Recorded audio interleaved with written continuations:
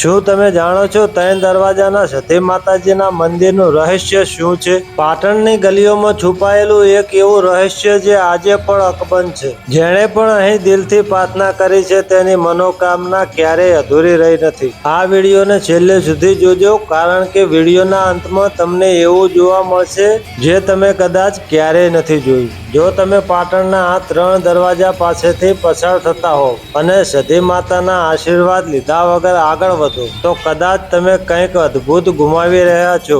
અહીં માત્ર પથ્થરની મૂર્તિ નથી, અહીં લાખો ભક્તોની આસ્થાનું કેન્દ્ર છે. શું તમે ક્યારેય અનુભવ્યું છે કે માતાજીનું તેજ? ચાલો આજે દર્શન કરીએ પાટણની શાન સમાન સતી માતાજીના. શું તમે જાણો છો પાટણના ત્રણ દરવાજા પાછળ એક એવી શક્તિ બિરાજમાન છે જેની હાજરી અનુભવતા જ લોકોના રૂવાટા ઊભા થઈ જાય છે. સદીઓ જૂનો ઇતિહાસ, અકબંધ શ્રદ્ધા અને એક એવો ચમત્કાર જે આજે પણ ભક્તોને અહીં ખેંચી લાવે છે. આજે આપણે એવા મંદિરની મુલાકાત લઈ રહ્યા છીએ અને તમને બતાવવાનો પ્રયત્ન કરી રહ્યા છીએ કે જ્યાં માતાજી સાક્ષાત હાજર છે. ઐતિહાસિક નગરી પાટણના ત્રણ દરવાજા વિસ્તારમાં માત્ર એક રસ્તો કે દરવાજો નથી, પણ પાટણની રક્ષા કરતી આ શક્તિનું ધામ છે. જ્યારે તમે ત્રણ દરવાજા પાસેથી પસાર થાવ ત્યારે તમને માના આશીર્વાદ આપતો આ પવિત્ર દરબાર દેખાશે. માં સતી એ સત અને ભક્તિનું પ્રતીક છે. માં પોતાના ભક્તોની હાજર રક્ષા કરે છે. પછી ભલે તે કોઈ ધંધાકીય મુશ્કેલી હોય, પારિવારિક સંકટ હોય કે પછી શારીરિક પીડા,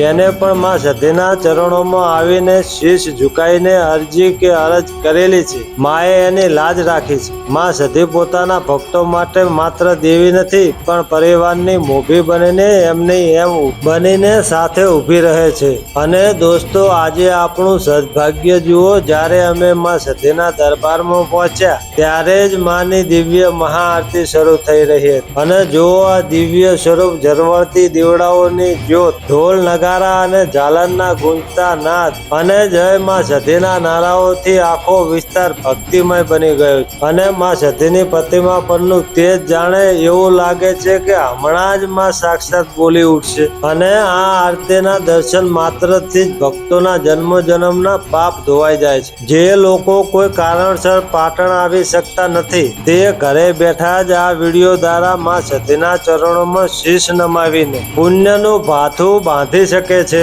અને આ સતી માતાના સેવક થકી કેવી આરતી અને સેવા પૂજા થઈ રહી છે તે વિશે બે શબ્દ કોમેન્ટની અંદર જરૂર જણાવજો. માં સતીના આ દરબારમાં ક્યારેય કોઈ ખાલી હાથે પાછું જતું નથી. જેની શ્રદ્ધા સાચી હોય એના માટે માં પથ્થરમાંથી પણ માર્ગ બનાવે છે. પાટણના ત્રણ દરવાજા પર બિરાજમાન માં સતી હંમેશા પોતાના ભક્તો પર આવી જ કૃપા વરસાવતી રહે છે, એવી જ પ્રાર્થના હોય છે. અને આ સતી માતાના મંદિરે સવાર સાંજ બંને ટાઈમ આરતી કરવામાં આવે છે. અને આ આરતીના દર્શન કરવા ભક્તોની મોટી સંખ્યામાં ભીડ પણ જામે છે.